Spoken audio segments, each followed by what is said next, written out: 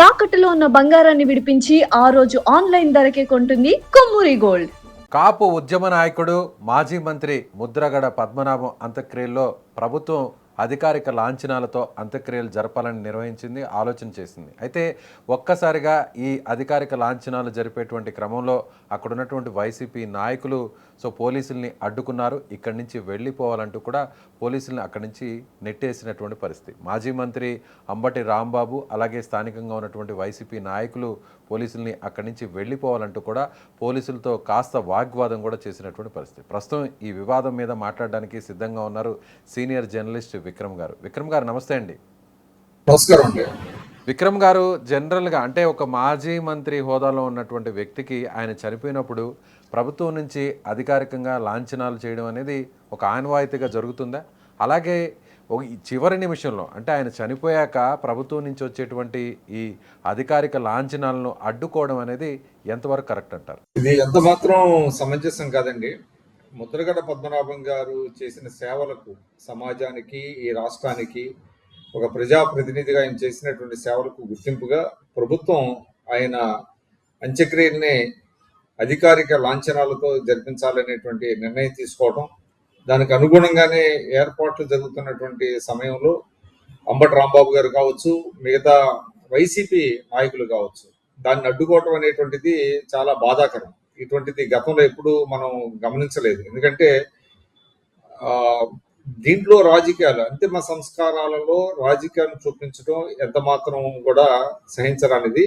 విచిత్రం ఏంటంటే వారి కుటుంబ సభ్యులు ఎవరు కూడా దీనికి అభ్యంతరం పెట్టాల. కేవలం ఏంటంటే రాజకీయ పరంగా వైఎస్ఆర్సీపీ ఓటు ఇట్లాంటి కార్యక్రమం చేయటం అనేటువంటిది దాన్ని సహించలేము. అది అంబటి రాంబాబు గారు చేసినటువంటి చర్య ముద్రగడ పద్మనాభం గారి ఆత్మకు నిజంగా అది చాలా బాధాకరం. అది ఎంత మాత్రం కూడా ఇటువంటిది ప్రజాస్వామ్యంలో ఇటువంటి మంచివి కాదు. ఇటువంటి అంటే బ్యాడ్ ప్రెసిడెంట్ అంటాం.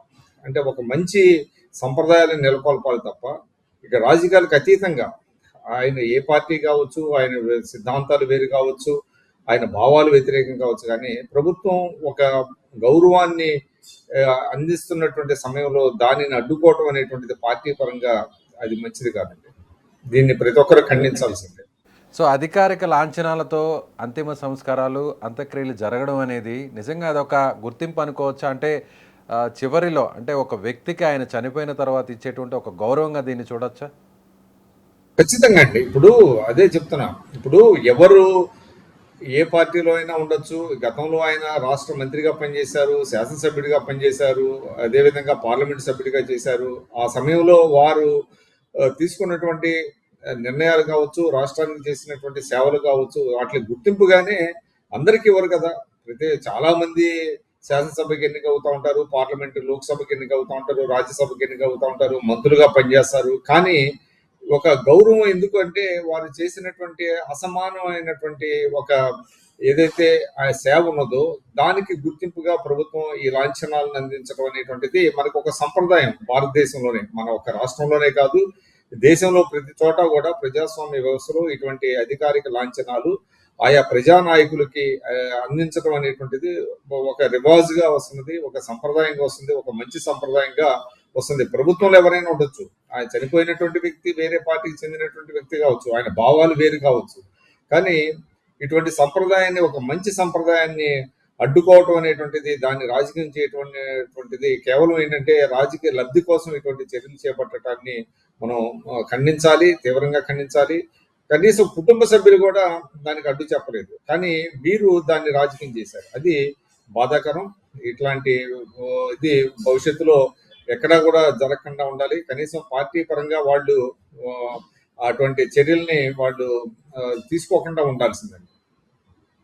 విక్రమ్ గారు, వైసీపీ నాయకులు కూడా ఏమంటున్నారంటే, మీడియాతో మాట్లాడుతున్నప్పుడు కూడా అంబటి రాంబాబు కానీ వీళ్ళందరూ కూడా ఏమంటున్నారంటే, కుటుంబం ఒక్కసారి వద్దని చెప్పింది, ఆల్రెడీ ప్రభుత్వం నుంచి వచ్చినటువంటి మంత్రులు కానీ ప్రతినిధులు కానీ వచ్చి ఇలా అధికారిక లాంఛనాలతో అంత్యక్రియలను జరపాలని అనుకుంటున్నాము, దీనికి మీరు ఓకే చెప్పండి అన్నప్పుడు వాళ్ళు సున్నితంగా తిరస్కరించారు. వద్దు, మా సాంప్రదాయం ప్రకారమే ఆయన కోరిక మేరకే అంత్యక్రియలు జరగాలి అనేటువంటి విషయాన్ని చెప్పినప్పటికీ కూడా వాంటెడ్గా మళ్ళీ దీన్ని రాజకీయం చేయడం కోసమే పోలీసులు వచ్చారు. పోలీసులు వచ్చి ఇలా గౌరవ వందనాన్ని కుటుంబ సభ్యులకు చెప్పకుండానే ఆ ప్రాంగణంలోకి వచ్చి చేశారు. అందుకే కుటుంబ సభ్యులు వద్దు అని చెప్పారు కాబట్టి వాళ్ళ మాట కోసమే మేము అక్కడ వాళ్ళని సపోర్ట్ చేస్తూ పోలీసుల్ని అక్కడి నుంచి వెళ్ళిపోవాలి అనేటువంటి విషయాన్ని చెప్పామని వైసీపీ నాయకులు చెప్తున్నారు. కుటుంబ సభ్యులు వద్దన్నారు కాబట్టి మేము కూడా వాళ్ళకి మద్దతు తెలిపామని అంటున్నారు. రాతపూర్వకంగా ఎటువంటి రాతపూర్వకమైనటువంటి ఇది ప్రభుత్వానికి అందించినట్టుగా మనం చూడలేదండి. అంటే ఒకవేళ నిజంగానే ప్రభుత్వం అందిస్తున్నటువంటి అధికార లాంఛనాలను తిరస్కరించాలి అనేటువంటిది ఉంటే అది వాళ్ళ ఇష్టం. అది ఒక రాతపూర్వకంగా మాకు అవసరం లేదు, ఇటువంటిది ప్రభుత్వం అందిస్తున్నటువంటి గౌరవానికి మేము తీసుకోదలుచుకోలేదు అని అన్నప్పుడు ప్రభుత్వం కూడా ఆలోచిస్తుంది. వాళ్ళ యొక్క అభిప్రాయాలను గౌరవించి బహుశా వాళ్ళు వెనక్కి వెళ్ళిపోయేవాళ్ళు. కానీ అటువంటిది ఏమీ కనపడలేదు కదా, కేవలం వీళ్ళు అడ్డుకోవడం అనేటువంటిది కనపడింది. తర్వాత దాన్ని వాళ్ళ చర్యని సమర్థించుకోవడానికి ఇటువంటి వాదన తెరపైకి తీసుకొస్తున్నట్టుగా కనపడింది. ఎందుకంటే వాళ్ళు ఒక రాతపూర్వకంగా ఇవ్వాలి. వాళ్ళ శ్రీమతి గారు కానీ, ఎవరైతే దివంగత నేత శ్రీమతి గారు కానీ, లేదంటే వాళ్ళ కుటుంబ సభ్యులు కానీ ఒక రాతపూర్వకంగా అందిస్తే, అటువంటి లేఖ అందిస్తే బాగుండేది. ముఖ్యంగా వారి కుమార్తెను కూడా అడ్డుకోవటం. ఎందుకంటే మనకు తెలుసు, మన సంప్రదాయాల్లో భేదాభిప్రాయాలు ఉండొచ్చు. ఒకే కుటుంబంలో వివిధ వ్యక్తులు వేరు వేరు పార్టీల్లో ఉండే అవకాశం ఉన్నది.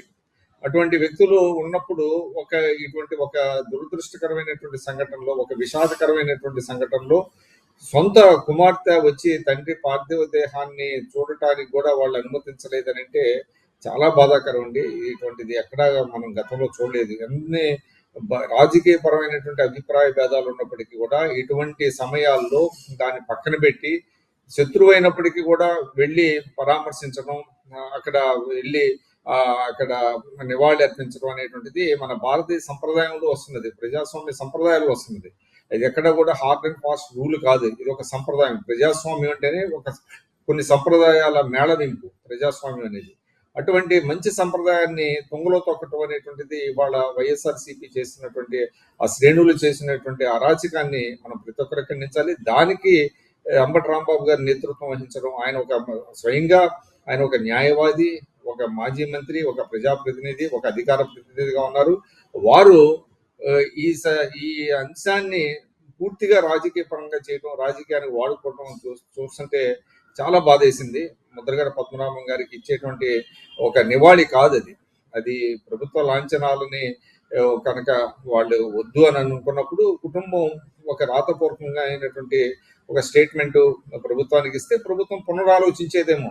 కానీ ఇట్లాంటి దుస్సంప్రదాయాలు నెలకొల్పడం అనేటువంటిది మంచిది కాదు. సో దీనికి కావాలనే వాళ్ళ రాజకీయ ప్రయోజనాల కోసమే ఈ రాద్ధాంతం చేశారనేదే మీ అభిప్రాయం? ఖచ్చితంగా కనబడిపోతుంది కదండి. మొత్తం ఇవాళ ముద్రగడ పద్మనాభం గారు సాంకేతిక పరంగా ఒక రాజకీయ పార్టీలో ఉండొచ్చు, కానీ ఇవాళ ముద్రగడ పద్మనాభం గారిని అభిమానించే వాళ్ళు అన్ని పార్టీల్లో ఉన్నారు. కాపు కులంలో ఉన్నారు, ఇతర కులాల్లో ఉన్నారు. ఎందుకంటే ఆయన ఒక ఉద్యమ నేతగా ఎదిగిన తీరు అందరినీ ఆకట్టుకుంది. ముఖ్యంగా ఆయన రాజకీయాల్లో కొన్ని విలువల్ని నెలకొల్పారు, కొంత నిజాయితీకి నిలువుటద్దంగా నిలిచారు. అటువంటి వ్యక్తిత్వాన్ని, ఆయనలో కొన్ని భావాలు లేదంటే ఆయన సిద్ధాంతాలు వేరు కావచ్చు, కానీ ఆయనలో కొన్ని సుగుణాలు ఉన్నాయి. ఆ సుగుణాలని అందరూ ఆదరించారు, అందరూ అభిమానిస్తారు. అటువంటిది కేవలం తమ పార్టీని ఓన్గా చేసుకొని తాము చెప్పినట్టుగానే వినాలి, తాము చెప్పినట్టుగానే నడవాలి అని వాళ్ళు ఏదైతే ఈ రోజు వాళ్ళు ప్రవర్తించారో అది ఎట్టి పరిస్థితుల్లో కూడా అది ఆమోదయోగ్యం కాదు. ముద్రగడ పద్మనాభం అనేటువంటి వ్యక్తికి అన్ని పార్టీలో, అన్ని రాష్ట్రాల్లో కూడా మీరు చూసినట్లయితే తెలంగాణ నుంచి కూడా కొన్ని సంతాప సందేశాలు వచ్చినాయి ఆయన మృతికి. అన్ని వర్గాల నుంచి వచ్చారు. వాడు చూడండి, భారతీయ జనతా పార్టీ నుంచే నాయకులు వచ్చి ఆయనకి అంతిమ నివాళి అర్పించారు. తెలుగుదేశం వారు వచ్చారు, అన్ని పార్టీల వాళ్ళు, జనసేన వాళ్ళు వచ్చారు. అటువంటిది కేవలం తమ పార్టీకి ఓన్ చేసుకోవటం అనేటువంటిది మంచిది కాదు కదా. అటువంటిది అది మరి రాజకీయం కాక మరేంటి, దానిని ఏమనాలి చెప్పండి. Right sir, thank you so much.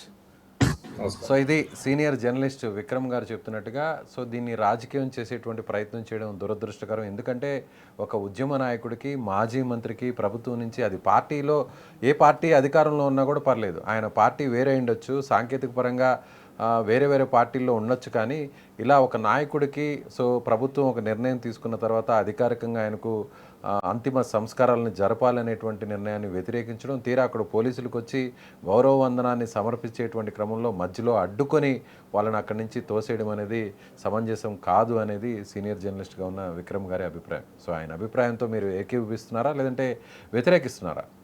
మీ అభిప్రాయాన్ని కూడా కామెంట్ చేయండి. Thank you.